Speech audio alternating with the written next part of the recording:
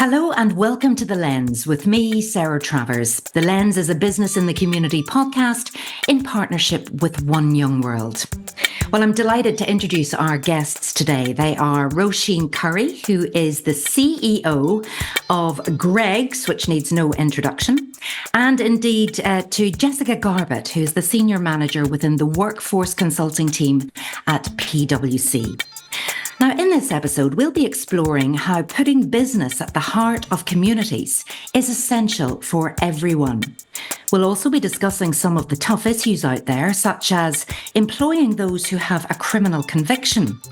And we'll be finding out how businesses are literally stepping up to the plate to address food poverty.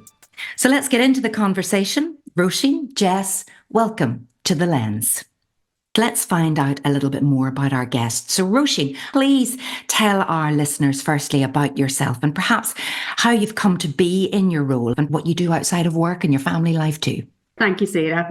So I am born and bred in Glasgow. I grew up there and then went to university in Glasgow. I went to Strathclyde University and studied business law and human resource management and worked part-time at Asda while I was doing my degree, and then went on to the Asda graduate programme.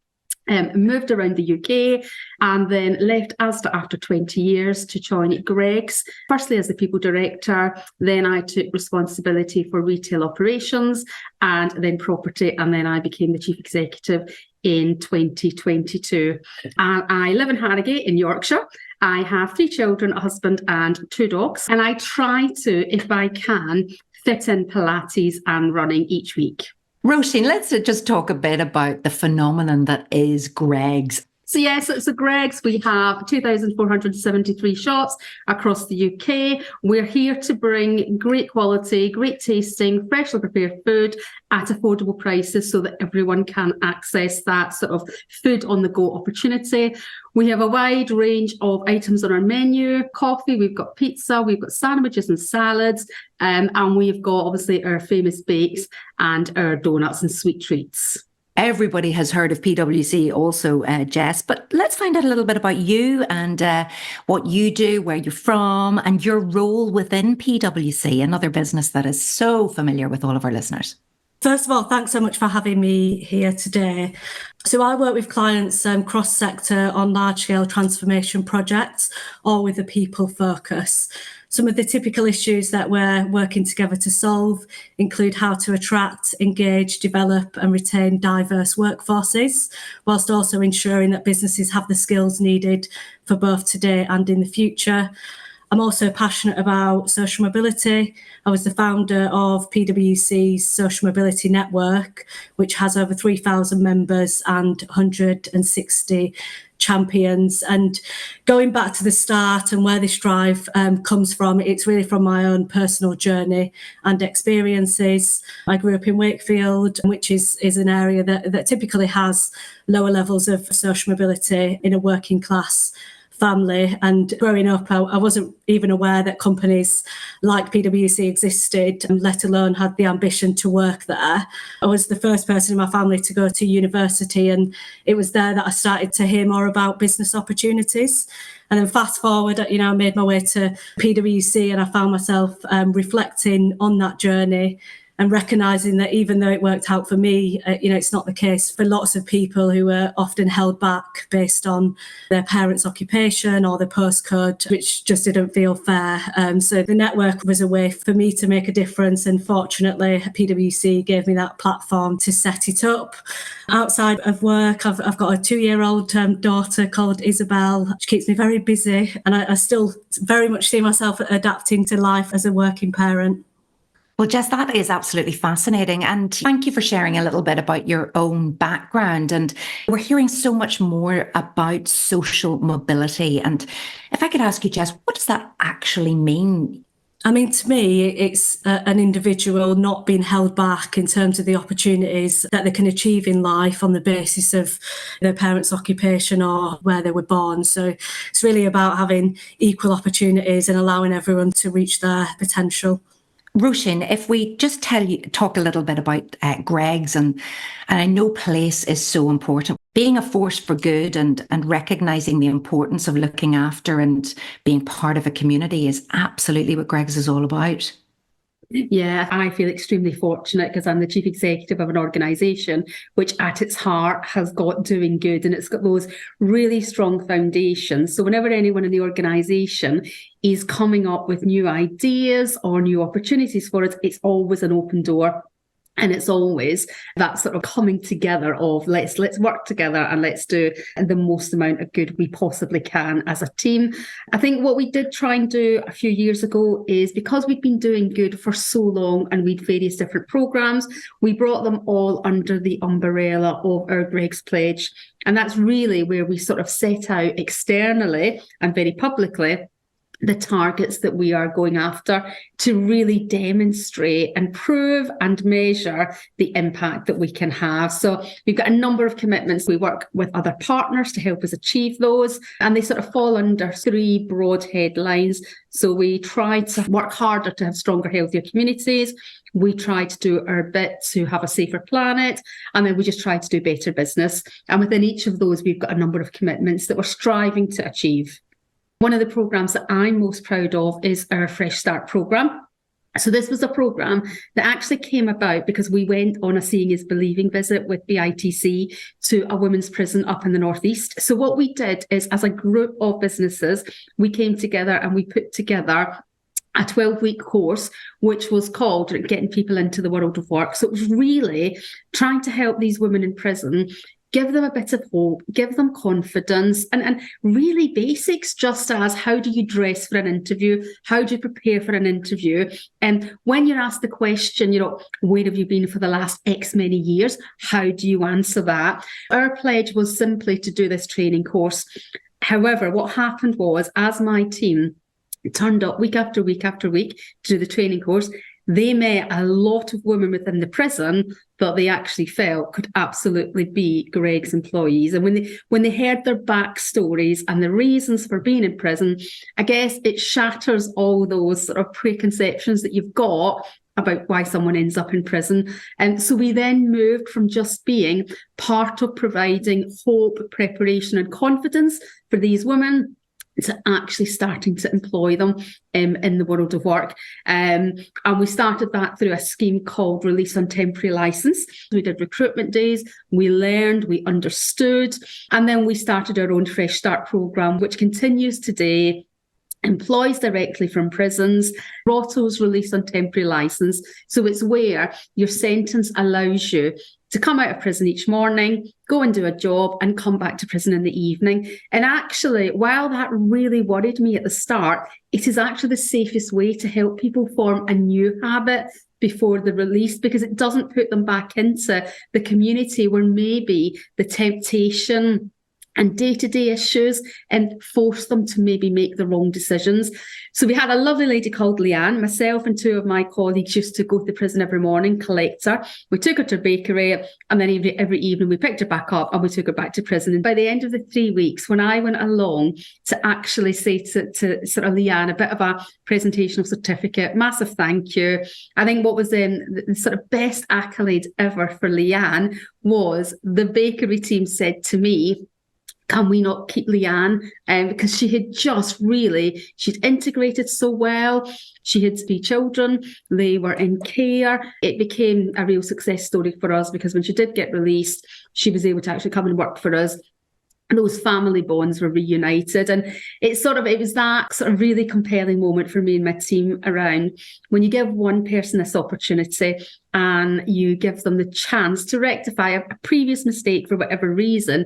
You don't just impact them, you impact their family, you impact the wider community, where they live, where they work, and you really do reduce that cycle of reoffending. So we're really proud of the Fresh Start programme. And it does link actually to sort of Jess's piece about social mobility, because a number of people that have come through our Fresh Start programme, while they may start with us as team members, there are a number of them that have gone on to supervisory positions or shop management positions. So again, it's not just about getting them that new habit when they come out of prison. It's actually showing them there is a different career for them there, giving them back their pride and their hope and their motivation for the future.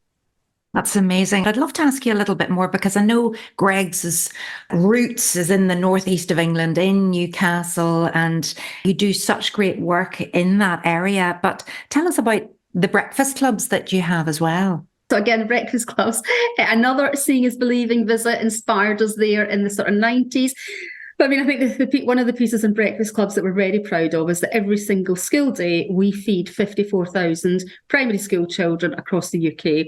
And we do that alongside our partners. And these would be children that would otherwise turn up at school hungry. And therefore, their ability to learn and concentrate is just not there because, they will sit through the morning simply feeling hungry until they get their free school meal.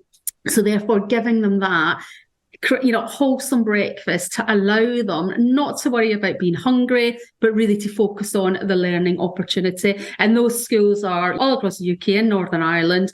And actually, we all try and adopt a breakfast club. And I always say, the best start to any day is the day that I've got a breakfast club visit in my diary, because you sit there with the kids, you read with them, you eat toast with them, you have some yogurt and fruit juice with them, you play some games with them. And it just reminds you how much this is needed and how we all need to do a little bit more. But you also have a bit of fun before your workday starts, which is fantastic. Jess, if I could bring you in now, I could see you listening, and it makes me just listening to this, just check those biases, check those perceptions. And this is what we need to do as businesses. You've talked already about your huge interest in social mobility, Jess. One of the things you're passionate about is upskilling or reskilling local communities with the skills needed in the future, and particularly with the onset of AI. So I wonder, would you be able to share with us some of PwC's stats around the need, first of all, and then more specifically, what exactly PwC is doing in this space to address this? Just before I get started, also to say that the stories you shared, Roisin, were extremely powerful, actually. And I think it just shows how moving it is to hear those personal stories and inspiring for all of us. So just to share some of our research, really to set the scene on why skills is an important area where business should support communities. So at PwC, we recently completed a global workforce survey called Hopes and Fears. This detailed the attitudes and behaviours of nearly 54,000 workers worldwide.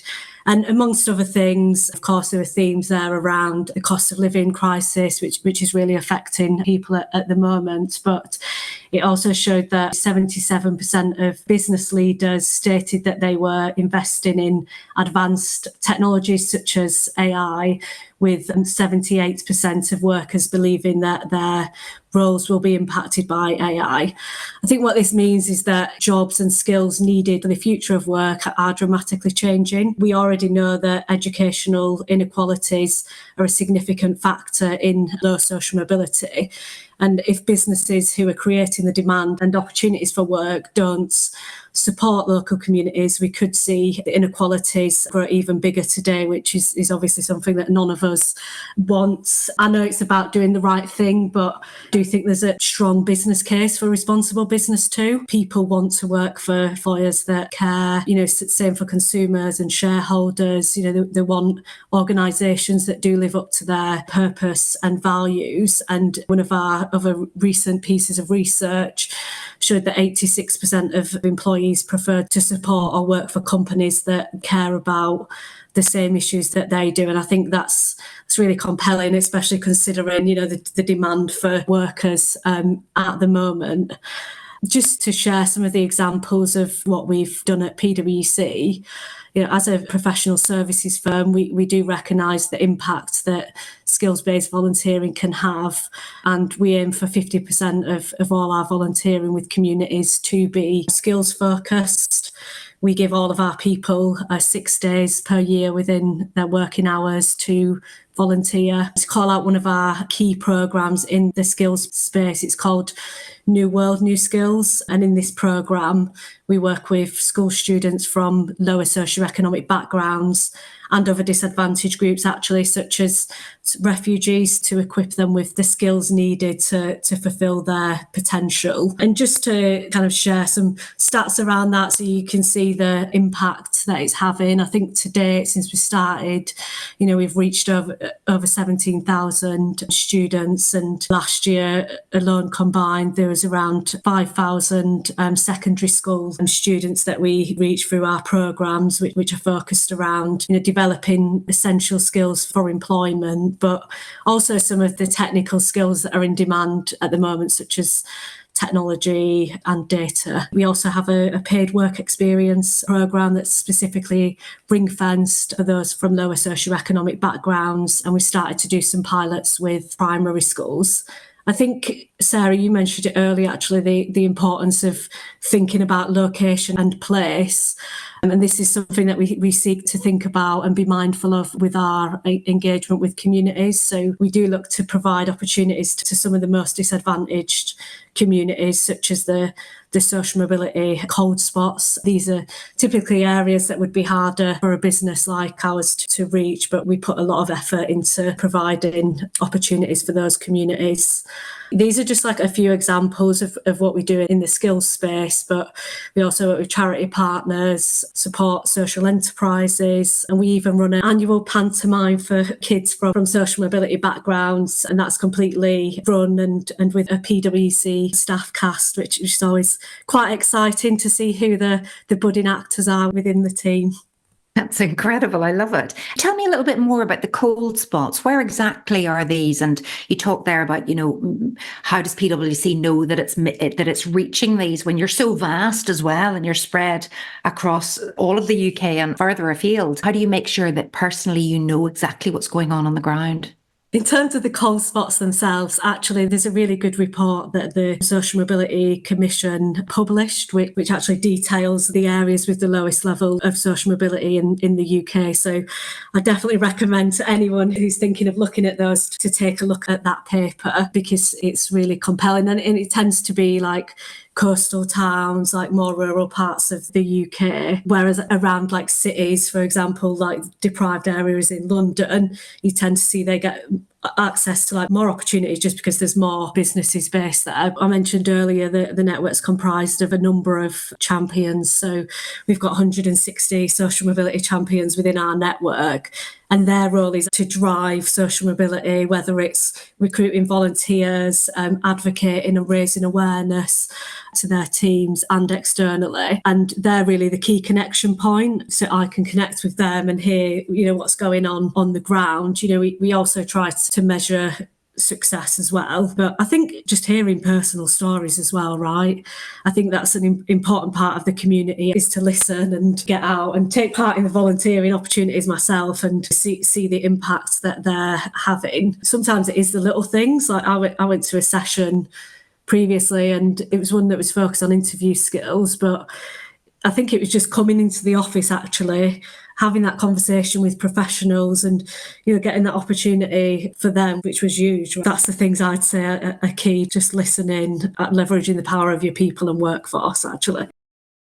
Really interesting, Jess, and a huge focus for business in the community too, as they have set a big goal of working in 50 of the most deprived places across the UK and helping business find effective ways to collaborate with communities within the places or communities. And with such a global brand as PwC, what response do you get when you go maybe to the cold spots or into certain places? Do they feel that PwC is something that relates to them, that they could perhaps work for, that they could do something with? But in terms of social mobility, what can you offer in terms of recruitment and getting people and upskilling people?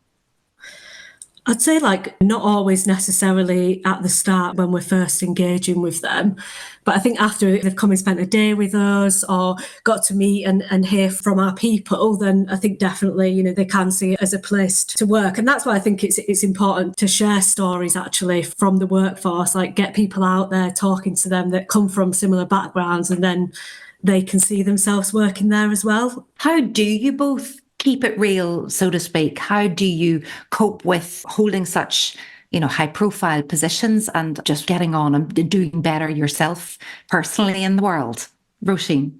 So it's funny, I was with my mum over Christmas, and I guess I grew up in the East End of Glasgow, it's quite a rough part, and she was talking to someone and she actually said, yeah, but she'll never forget where she came from and where she grew up. I think when you've got that sort of background, that does really help. I am very fortunate because every week I've got the opportunity to go out and spend time in our shops and in our bakeries, chatting to people, finding out what's happening for them. Our teams are amazing. Yes, I am the chief executive, but there's no structure in GREGGS. If I turn up at a shop and there is an issue, their team will tell me what the issue is, and they'll point out where we're getting it wrong and where they need help, which is just fantastic. So I guess that gives you sort of real feedback. I think when you're out in a breakfast club and just sitting with those kids and hearing what they're asking you, what they're saying, and a lot of the time they maybe come from third generation unemployed families. They actually say to you, you go to work every day, what's that like? And it's something that they are not used to. And therefore you can sort of explain and talk and chat about what the workplace is like. And, a bit like Jess, we'll bring schools in, we'll let them have visits, just trying to break down barriers. I also chair the Employers Forum for Reducing Reoffending. So that's where it's voluntary forum, number of businesses are on that forum. We work with the Ministry of Justice and New Futures Network, and we just try and encourage and enthuse more businesses to actually come and visit prisons and then considering employment as part of trying to break the cycle of reoffending and improve the communities. So again, when you're chatting with a group of like-minded people, you just find out what their issues are, what's happening with them. And so I think that just helps. Your knowledge goes further. If you go on a seeing is believing visit, I think that is a fantastic way to get to the heart of an issue that maybe wasn't an issue high on your agenda, but in someone else's world, it's the focus for them. I love that title, The Seeing is Believing, because if you just pin back your ears and open your eyes and listen and take it in instead of all the perceptions that you might have, it absolutely you really learn and change as well, which is so important. Jess, how do you keep it real then? I completely agree with everything that Roisin just said. So I first of all just like staying connected because of my role doing the social mobility network within PwC. I tend to get a lot of people reaching out to me from similar backgrounds and also connect with a lot of other people from other businesses that have similar background to myself. So I think that helps for one, just getting out, volunteering, just staying connected really to communities and not forgetting where you're from, right? Absolutely. And Jess, for business leaders listening to this, what tips or advice would you give them to be aware of what's happening in the world right now, and especially when it comes to recruiting staff, when it comes to social mobility, and I suppose with AI and, are we going to be looking at some people perhaps losing jobs that are in jobs at the minute? What advice would you give to companies, to leaders now to be thinking ahead and addressing these issues? I think some of the points that you just mentioned are really key, like looking ahead for the next 3 to 5 years around, what does your business need in terms of skills and talent, having a clear view of that. And then on the back of it, that's how you can think about how you maybe support your workforce to develop those skills and support communities with those skills as well. Like you can only really do that if you yourself have the foresight to know what's coming. The point that you mentioned around cost of living and redundancies, that's very real at the minute. The pressure is all around just making sure that they're doing that and approaching that in a fair way that's aligned to their purpose as organisations. So are you just making X number of people redundant, or are you doing it in a way that maybe sets them up for success where they go next, for example? There's ways to do that. You might provide access to skills training or CV support for the next job, for example. But companies that don't do that, if I'm honest, are at a risk of being the next company in the news. So I think just really looking ahead, just taking that fairness and purpose lens into all the key decisions that they're making. Would you agree with that, Roisin? Yeah, completely, Sarah. I mean, I think the learning that we've all got, and it's been amplified more since the pandemic, is that uncertainty and complexity is now the world that we live in. So I think, to Jess's point, trying to look at what are the trends over the next 3 to 5 years. I saw a quote recently that said, risk factors are the risks because you haven't thought about them. And as a team, I know we do a lot of work around really trying to think about those risks in the future. And sometimes when you think about them, it's almost the risks that sound most bizarre or that are the ones that you need to plan for. Pandemic's a great example of that. I bet you in 2015, 16, any businesses that had a pandemic in the risk map, the person in the room that said it, there would have been eyes rolling, I am sure. And then it comes to pass. So I think it is that piece about trying to spot what you don't think is going to happen and then make sure it's in your planning assumptions. And what I would say is I do think that as business leaders, involving our people is critical. I think sometimes we think the further up the organisation we've got, the more it's incumbent on us to spot those trends. And actually, you cannot beat speaking to people that are the coalface doing the jobs day in, day out, because they're usually the ones that have got a real read on what's happening. And then they'll ask you some questions that really prompts you to think, gosh, is this something we should now be thinking about, worrying about? So yeah, I think we've all got amazing people that work in our businesses. So, and I sometimes think we don't always use them to their full potential. So that's something I think I certainly work harder at, is trying to make sure that I do really listen to our people. Yeah, great advice. Absolutely. Now, at this point, I'd love to know if you have any questions you'd like to ask each other. So, Roisin, would you like to ask Jess a question? Yes, I have to say, it's been fascinating listening to you, Jess. There's probably loads of questions that I could ask. The one that really stood out for me, I really think this whole word connectivity is so, so important for us. And when you're talking about it with the angle of social mobility and you're talking about technology, I'd love to try and understand from your perspective, what do you think we could be doing in primary schools, especially I'm thinking about our breakfast clubs in particular, that are in deprived areas, that these kids probably don't have access to tech. It's probably not a conversation that takes place in their households. What do you think we could be doing to try and bring it to primary schools to just almost give those kids the hunger and the thirst for understanding technology so they could be the sort of real talent of the future?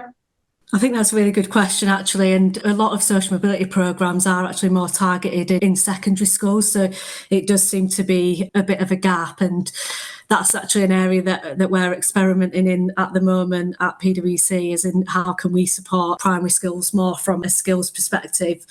And I think it's like using some of the same approaches that you do for the secondary schools, right? So just increasing awareness of opportunities, maybe providing access to upskilling at an age-appropriate level, maybe hearing from, inspirational leaders such as yourself, what you've done, hearing from technology, for example. You mentioned tech. There's a big thing there, for example, around raising aspirations in that space. So maybe they hear stories from different careers in that space at a younger age. But I do think that's a really good point. One thing I thought was just a really practical example, but I remember in COVID-19, a number of businesses actually done their old IT equipment to schools. And I'm not sure if that's still going on as much more, but I thought that was a really good initiative.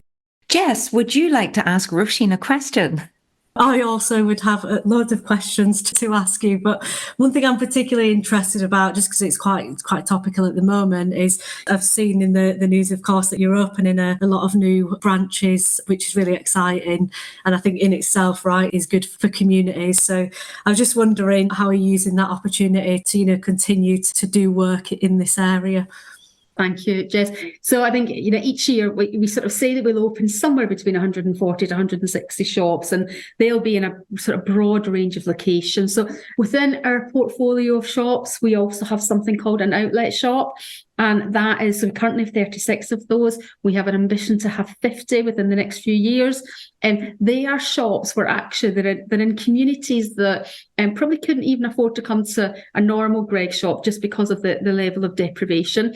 And it's the products that we don't sell the day before that we send to those shops, but we sell them at a significantly reduced prices. So a good example is you can get a lunch baguette for just over £1.